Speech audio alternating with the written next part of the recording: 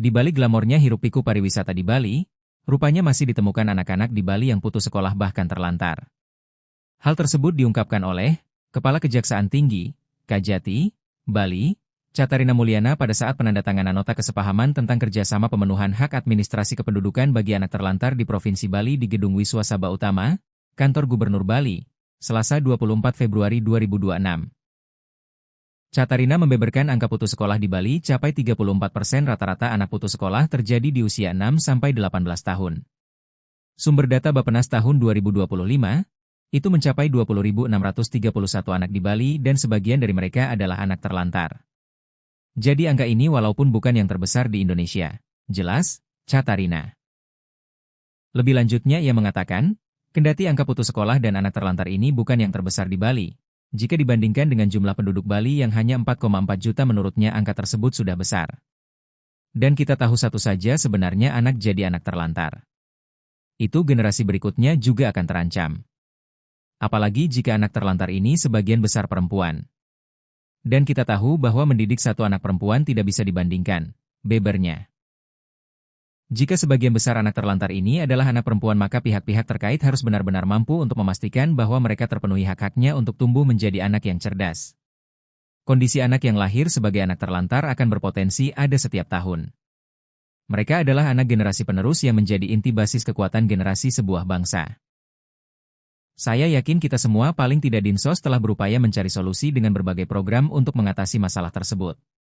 Kejaksaan juga dengan berbagai program perwalian, jaksa masuk sekolah, serta lain-lain hubungan lainnya.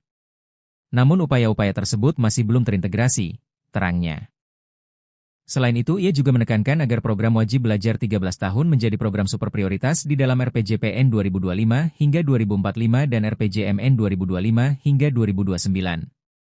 Serta pengukuhan hak anak atas dana pendidikan dan kesehatan sebagai layanan dasar pemerintah daerah harus dapat dilaksanakan dengan baik. Karena sesuai dengan Undang-Undang 35 tahun 2014, setiap anak berhak mendapatkan pendidikan dan juga terlindung dari kekerasan dalam bentuk fisik maupun kekerasan lainnya.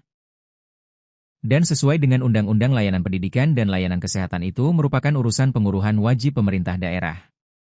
Oleh karena itu pemerintah daerah mempunyai tanggung jawab yang besar untuk memastikan setiap anak di wilayahnya tidak ada yang tidak mendapatkan layanan pendidikan minimal wajib belajar 13 tahun. Dan juga layanan kesehatan baik kesehatan fisik maupun kesehatan mental. NIK merupakan salah satu syarat wajib yang dimiliki anak untuk mendapatkan layanan pendidikan, kesehatan, bantuan pemerintah lainnya di bidang pendidikan untuk memperoleh NISN untuk dapat bersekolah. Untuk mendapatkan bantuan pendidikan PIP sampai dengan KIP untuk mendapatkan bantuan bidang kesehatan dan BPJS akses layanan kesehatan seperti imunisasi, program kesehatan rutin maupun bantuan sosial lainnya. Dan juga NIK berfungsi untuk pemenuhan hak kependataan lainnya sebagai warga negara Indonesia. Jadi NIK sangat penting sebagai identitas yang dapat melindungi anak dari berbagai kekerasan, pelecehan, dan eksploitasi. Berdasarkan data yang ada, kasus kekerasan seksual terhadap anak merupakan kasus yang tertinggi ketiga yang selain narkoba di wilayah Bali.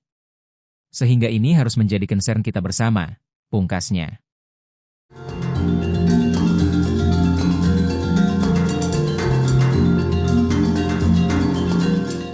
Download Tribun X sekarang, menghadirkan lokal menjadi Indonesia.